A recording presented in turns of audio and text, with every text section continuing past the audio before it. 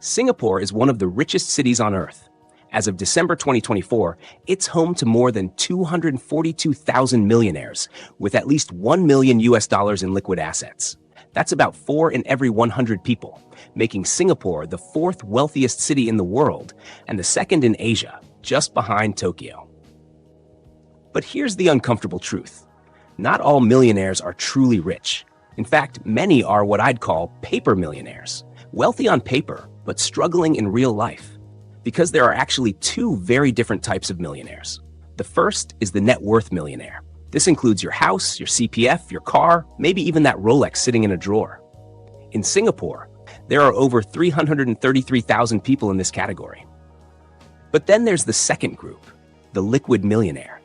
These are people with cash, stocks, bonds, and funds, wealth that can actually be used, moved, and invested.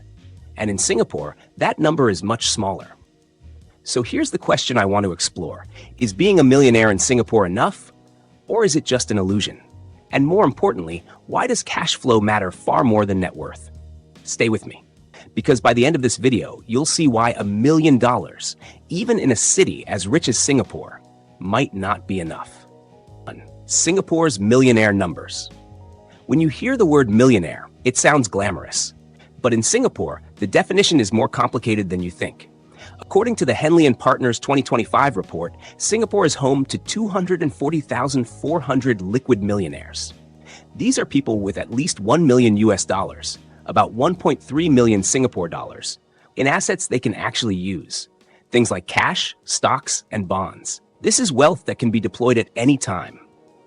But if we look at the broader picture, a UBS 2023 report counts over 333,000 millionaires in Singapore.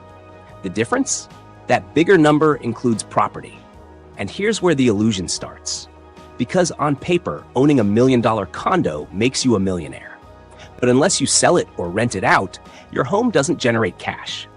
You can't use a condo valuation to buy kopi, pay your medical bills, or cover your groceries. This is what we mean when we say many Singaporeans are house rich but cash poor. And when you compare Singapore globally, the story gets even more interesting. Tokyo has 292,300 liquid millionaires, making it Asia's wealthiest city. Hong Kong has 154,900, and New York City leads the world with 384,500 liquid millionaires. So for a small nation of just over 6 million people, Singapore is still punching far above its weight. But the real question is this. Of those hundreds of thousands of millionaires, how many are actually cash flow rich with income-producing assets versus just net worth rich on paper? Is $1 million enough in Singapore? Here's a question that sounds almost ridiculous. Is $1 million really enough in Singapore? The short answer, it depends on 2 things: lifestyle and inflation. Let's rewind for a moment. Back in 1997, the average HDB household spent about $2,681 a month. By 2007, that number had already climbed to over $3,100, a 17% jump in just 1 decade. Now, let's look forward. If we project even a modest 2% inflation rate by the year 2042, that same household could be spending close to $6,400 every month just to maintain today's standard of living. That's only 20 years away, well within the retirement horizon for most Singaporeans working today. So here's the math. If you had $1 million in pure cash and you simply drew it down at $6,400 per month, it would last you about 13 years.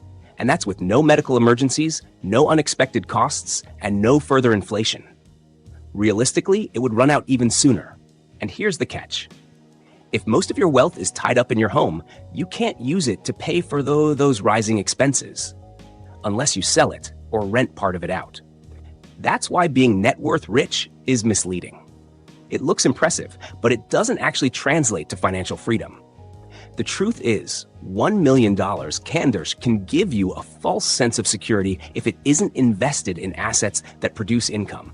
Even $1 million can vanish faster than most people expect.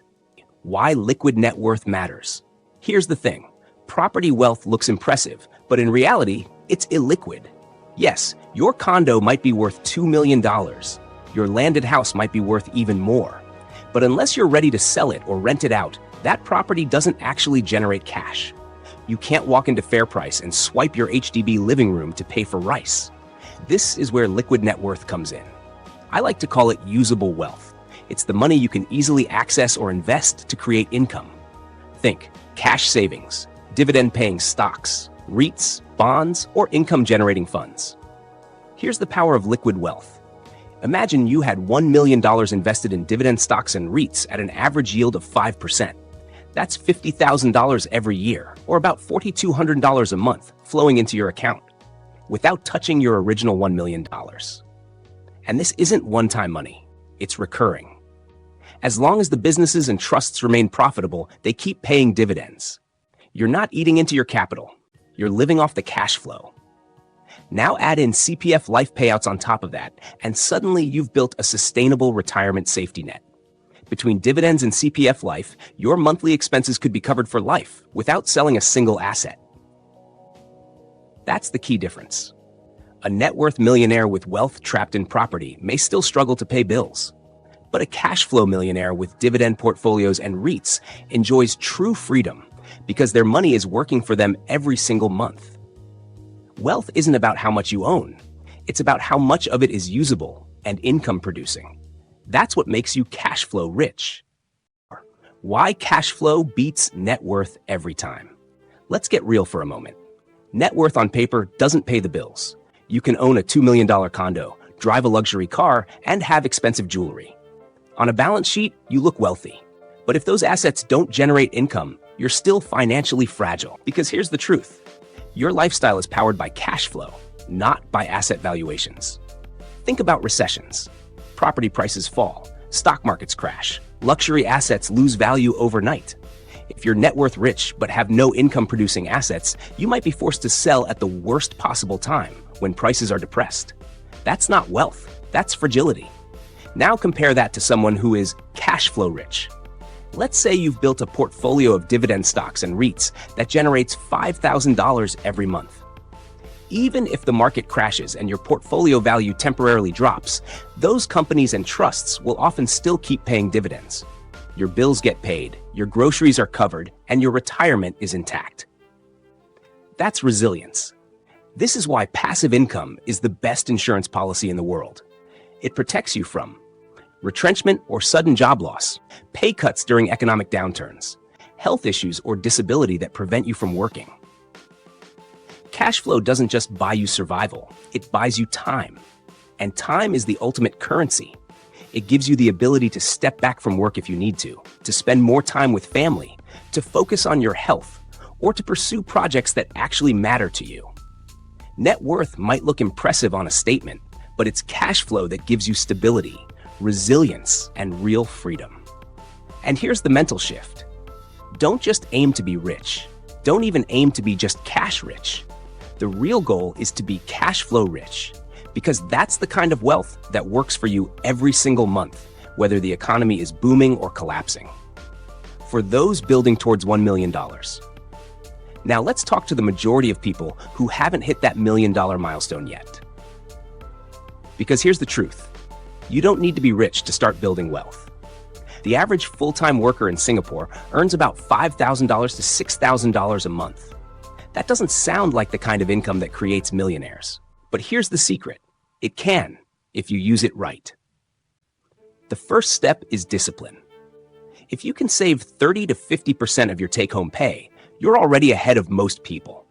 It may sound extreme, but this discipline is the foundation of financial independence. Those savings are the fuel. The next step is direction. Don't just let your money sit idle. Invest it in assets that generate income. REITs, blue chip banks like DBS, OCBC, and UOB, or strong dividend-paying stocks. At first, the dividends will feel tiny. Maybe it's just a few $100s a year. But here's where the magic happens. Reinvest them. This is the snowball effect of compounding. Year 1, a small trickle of income. Year 5, a steady stream. Year 10 and beyond, a river of passive income. It's not about timing the market. It's not about luck. It's about consistency.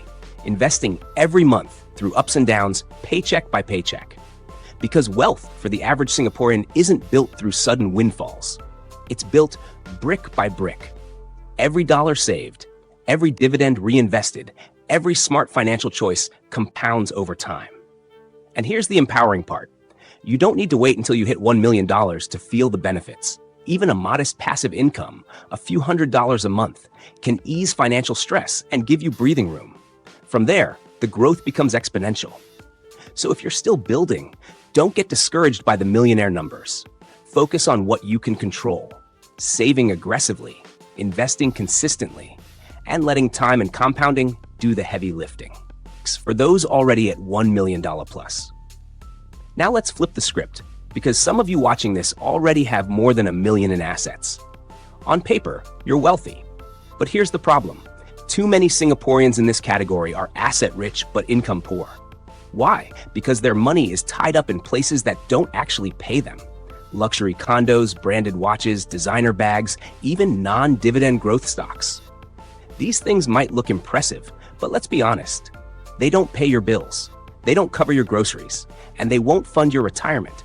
If you want to be cash flow rich, the solution is simple. Shift at least part of that wealth into income-generating assets. Think blue-chip dividend stocks like DBS, OCBC, UOB. Think strong REITs like CapitaLand Integrated Commercial Trust, Mapletree Logistics Trust, or Keppel DC REIT. Think infrastructure plays like Keppel Infrastructure Trust. Even at a conservative 5% yield, investing $500,000 into these assets generates about $25,000 a year. That's over $2,000 every month, real cash flowing into your bank account without you lifting a finger. And the best part? You're not selling off your assets to survive. The capital is still intact. You're simply living off the income it produces. That's what makes the difference between being wealthy on paper and being truly financially free. Because here's the harsh truth. A condo valuation won't feed you. A luxury watch won't fund your healthcare. And a high net worth on paper won't protect you in a downturn. Only cash flow will. So if you're already a millionaire, the real question isn't how much am I worth? It's how much is my portfolio paying me every single month? Singapore may have over 242,000 millionaires, but the real question is how many of them are truly wealthy? Because here's the truth, being net worth rich looks good on paper, but it doesn't pay for groceries, medical bills, or retirement. Only cash flow does. If you're still building wealth, start small. Save aggressively, invest consistently, and let compounding work for you. If you already have over $1 million, make sure it's not locked up in assets that don't pay you. Shift into dividend stocks, REITs, and income-generating funds. Because at the end of the day, true financial freedom isn't about how much you own. It's about how much your money pays you every single month without you lifting a finger. So the lesson is simple. Don't just be net worth rich, be cash flow rich.